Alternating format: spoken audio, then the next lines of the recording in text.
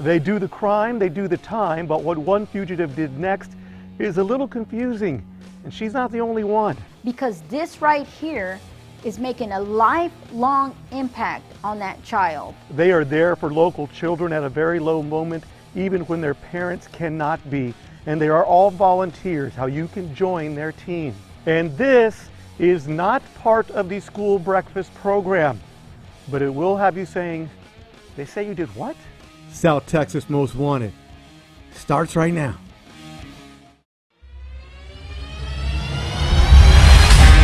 On any given day, there are more than 20,000 open warrants in Bexar County alone. You can make South Texas a safer place. Make the difference. Make the call.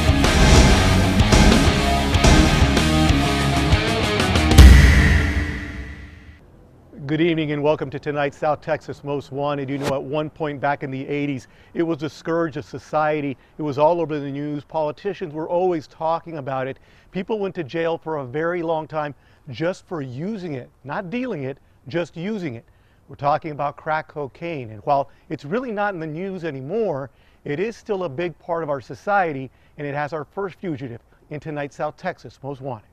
Born in Puerto Rico, Omil Arroyo is wanted by U.S. Marshals for allegedly violating the conditions of his supervised release. 20 years ago, Arroyo was sentenced to 12 years in federal prison on charges of possession with intent to distribute crack cocaine. Now, for those of you born in the 90s, crack cocaine was a major issue in the late 70s and 80s. It got so bad, the federal government started penalizing people busted with 1 gram of crack cocaine the exact same way they would penalize someone arrested with 100 grams of powder cocaine. Lawmakers changed much of that back in 2010. Now, whether you agree with that or not, experts say crack cocaine may have been replaced by heroin as the most popular drug of choice on the street in the past decade. The problem is, it's still around and it still makes money, which takes us back to Omil Arroyo. He served his 12 years in federal prison, then needed to serve 5 years of supervised release. That never happened. Authorities say Arroyo absconded, that's right, absconded, and has not been seen since. Marshals say Arroyo has a criminal history involving weapons charges, so they do consider him dangerous, and although Arroyo is a native of Puerto Rico, they say he did most of his drug dealing here in San Antonio, so he may have already returned to do more business. If you know anything about the location of Omil Arroyo, call our South Texas hotline at 210-462-1747. Again, that number, 210-462-1747. Make the difference. Make the call. Authorities need your help catching up to some suspects who are currently on the run. Gabrielle Ann Gayton is wanted on a charge of aggravated assault with a deadly weapon. Her last known address was on the east side of San Antonio on South Cross near the old Pecan Valley Golf Course. Now, a deadly weapon could be considered anything from a gun to a car to even a glass bottle. Basically anything that causes serious injuries or death. The 22-year-old could be looking at 5 to 90 years in prison, even for someone with no criminal record. 30-year-old Marcus Magnum is wanted for possession of a controlled substance of less than a gram. That is a crime that is punishable by 6 months to 2 years in jail and a fine up to $10,000. Magnum's last known address is on Cross Creek near Walsham and Austin Highway, and he is known to frequent that area on the northeast side of town. If you know anything about these suspects, give us a call on our South Texas Most Wanted hotline at 210-462-1747. Again, that's 210-462-1747. You can make South Texas a safer place. Make the difference, make the call. For South Texas Most Wanted, I'm Vanessa Gallegos. Thank you, Vanessa. You know, we see this time and time again. Somebody does the crime, they do their time, but then for some reason they can't check in once a week with their probation officer, and then they completely disappear. That's what has our next suspect in tonight's South Texas Most Wanted. The crime is officially called illegal transportation of immigrants for financial gain, and Zenaida Lopez was allegedly involved. She currently has an arrest warrant out for her arrest for violating the conditions of her supervised release. Now, in March of 2006, a decade ago, Lopez was sentenced to 1 year on that illegal transportation charge. Now, illegal transportation of immigrants is still big business across the Southwest. Border officials say immigrants out of Mexico regularly pay $2,000 to $4,000, but those coming out of Central, South America, they can expect to pay $8,000 to $10,000. According to the U.S. State Department, 600,000 to 800,000 people are trafficked across international borders every year, of which 80% are female and half are children. Now, as for Lopez, after serving her federal 1-year sentence, she was also ordered to serve 3 years of supervised release, basically probation. But officials say Lopez violated conditions of that release by failing to report to her probation officer and absconded from supervision. Authorities say Lopez does have family ties here in San Antonio, but possibly fled across the border to Nuevo Laredo to avoid apprehension. We are hoping you can help find her on either side of the border. If you have any information on Zenaida Lopez, just give our South Texas Most Wanted hotline a call. Still to come, they are the South Texas most wanted people you do want to find. Our difference makers are coming up, and your tips and information already paying off. We're going to show you how. Still to come.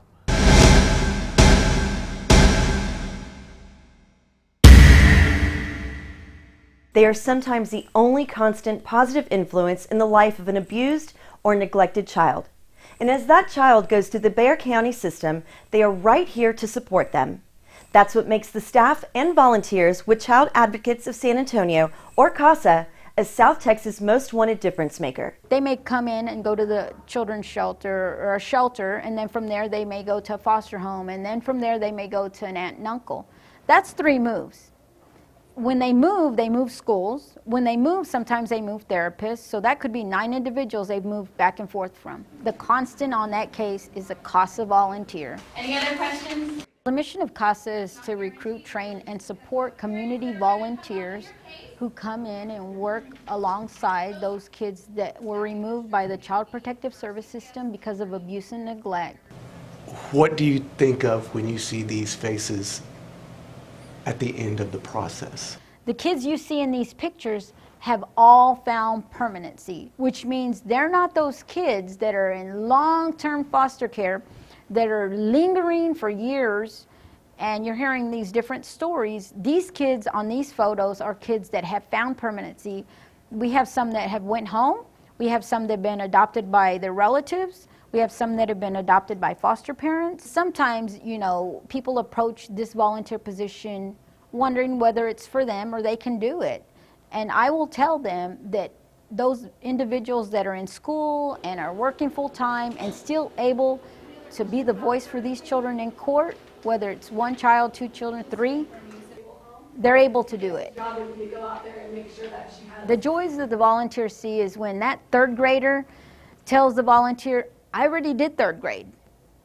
And the volunteer says, well, and nobody's believing, so the volunteers goes to the old school.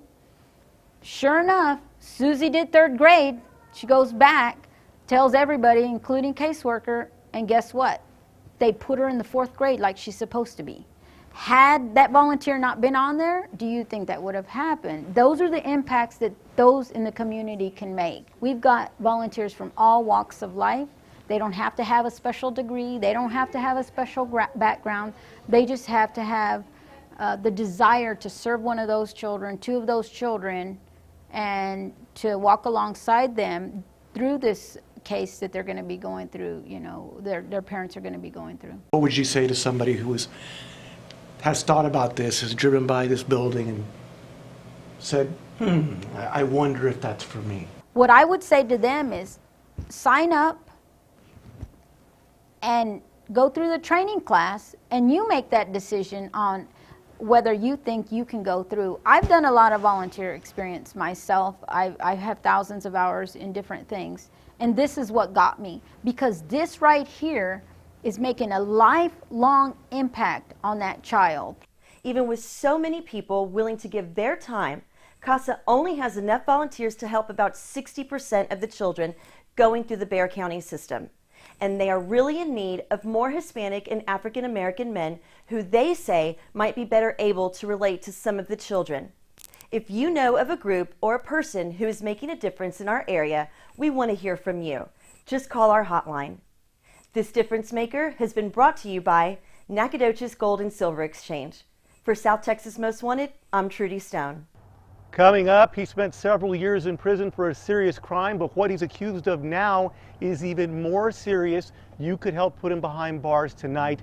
And it's a taco truck on the run. I'm going to be serious. I didn't even know these things could go this fast. South Texas Most Wanted. We'll be right back.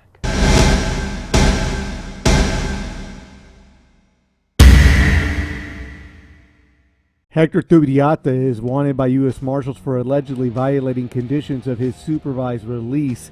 In 2001, Tubriata was sentenced to 5 years in federal prison for possession for intent to distribute marijuana. Now keep in mind, federal prison is real time. There is no early release there. So after doing his 5 years, Tubriata was also ordered to serve 3 years of supervised release. According to authorities, he violated that probation when he was identified as a murder suspect in the shooting of a man at a San Antonio bar in December of 2006. A warrant was issued for his arrest, and Tubriata has not been seen since. Now, depending on the circumstances of the case, our defendant could be looking at 30 to 90 years in prison or even the death penalty. We're told the 41-year-old has family members living in the San Antonio area, but he also has family in Coahuila, Mexico. Marshals believe he may have left to Mexico after the murder, but has now returned and could still be hiding out here in San Antonio. If you have any information on the whereabouts of Hector Tubriata, call us on our South Texas hotline, the number 210-462-1747. Again, 210-462-1747. Make the difference. Make the call. Your tips and information make all the difference, and they could be one of the reasons a suspect we just featured last week on the show is no longer on the run. Steven Vargas was wanted on a charge of aggravated assault with a deadly weapon. Authorities say back in 2014, Vargas and 2 other men were involved in a beer purchase at a small store on the east side that ended in a dispute and a shooting. Vargas was also wanted on a charge of continuous violence against family.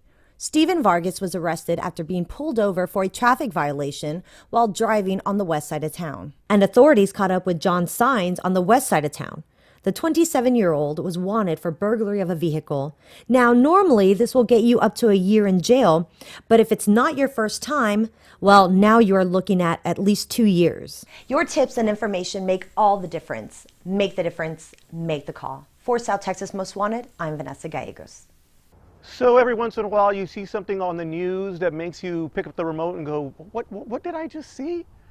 Around here we like to call that feeling, they say you did what? And our JT Street is in charge. You know, it looks like the food truck revolution is here to stay. Whether it's borracho beans or mini tacos, the kids these days, they love their taco trucks, as long as they're not trying to run into their school buses. According to the Associated Press, police in San Bernardino, California spotted 2 taco truck thieves on the highway and gave chase. A chase that ended when the taco truck sideswiped a school bus, then hit a traffic light, and finally a propane truck. This is perhaps the most irresponsible thing to happen in a California food truck since they invented the French fry burrito. I mean, who does that? As if hitting a busload of kids and then a propane truck wasn't dangerous enough, police then started opening fire on the thieves. Despite the best efforts of apparently everyone involved, no thieves or kids were shot, run over, or exploded during the incident. The thieves were taken into the hospital for observation and then charged with basically doing all the dumb from Grand Theft Auto 5. As for the kids, they were put on other buses and taken to school. While the experience was no doubt a scary one, it probably wasn't nearly as terrifying as what they wound up getting from a California school lunchroom. Certainly nothing nearly as good as this. Borracho-rific. With some tasty taco truck treats that are absolutely French fry free, this is JT Street with this week's They Say You Did What? I do enjoy my chorizo and bean. I do not want it delivered by those 2 guys. Okay, still to come. He's a man who has fulfilled his lifelong dream and in the process gotten some people think he might be some sort of superhero. South Texas Most Wanted. We'll be right back.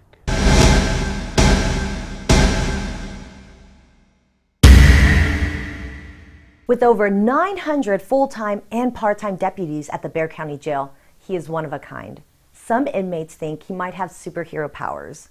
Lieutenant Corey Maciel was born profoundly deaf, and doctors told his mother that he wouldn't amount to much.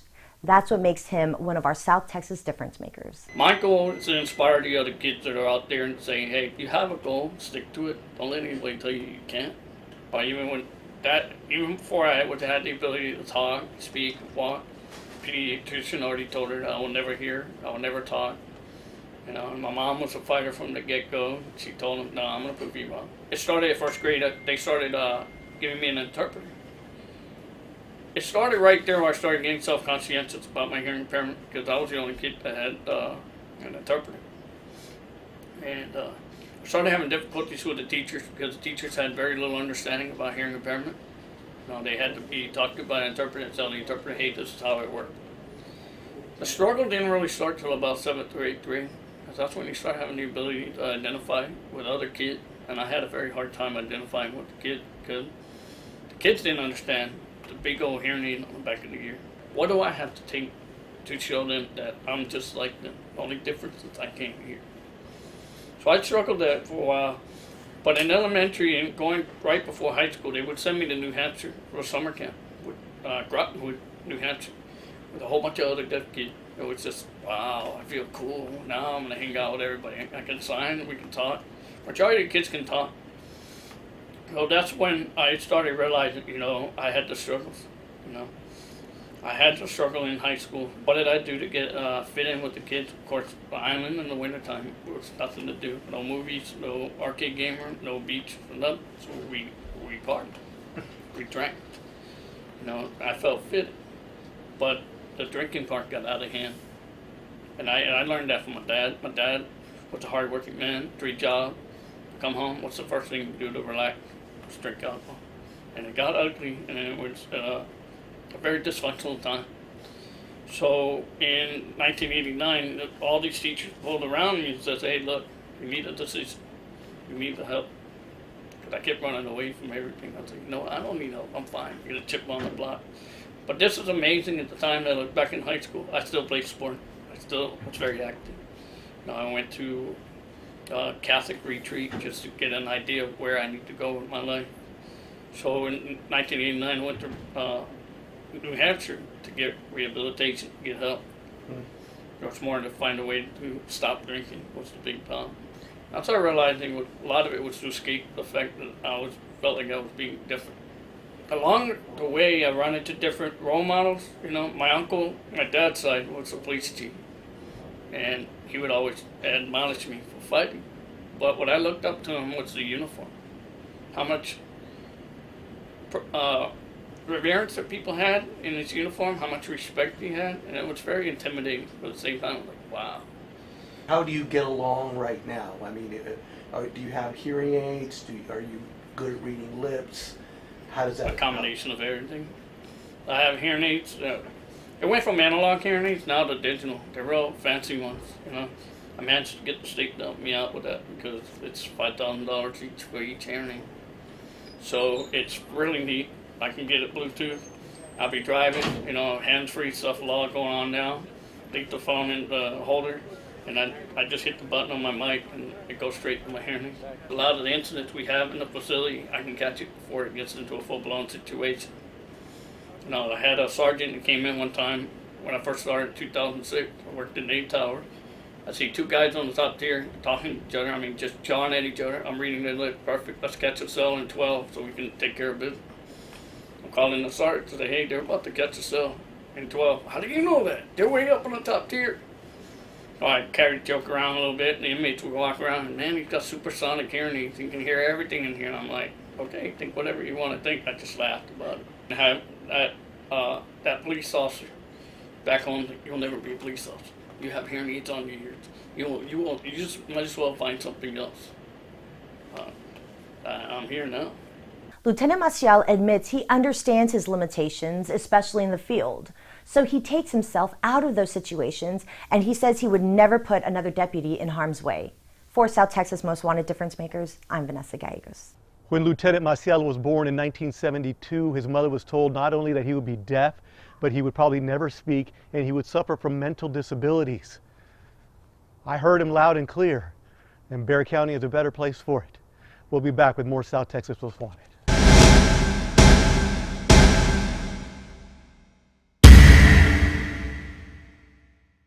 Before we go, here's a quick look back at some of the fugitives we featured tonight. 20 years ago, Omil Arroyo actually served 12 years in federal prison on charges of possession with intent to distribute crack cocaine. Now, until recently, the federal government was coming down much harder on people who dealt in crack cocaine rather than those who dealt in the powder form of the drug. After serving his time, Omil Arroyo was supposed to serve 5 years of supervised release, but he disappeared instead. Now, he is from Puerto Rico, but authorities believe because he does most of his business here in San Antonio, he may have already returned. Zenaida Lopez was allegedly involved in transportation of immigrants for financial gain. In March of 2006, she was sentenced to 1 year in federal prison, but she was also supposed to serve 3 years of supervised release. Officials say she didn't make that part, failing to report to her probation officer and then just disappearing. Authorities say Zenaida Lopez has close ties to the border, but they still believe she can and will be found. And Gabriel Gaitan is also wanted on a charge of aggravated assault with a deadly weapon. The 22-year-old's last known address is on the east side on South Cross near the old Pecan Valley Golf Course. If you have any information on any of these suspects, call our South Texas Most Wanted hotline at 210-462-1747. Again, 210-462-1747. As always, thanks for staying up late with us. You can make South Texas a safer place. Make the difference. Make the call. From our entire late night team here at South Texas Most Wanted. Have a good night.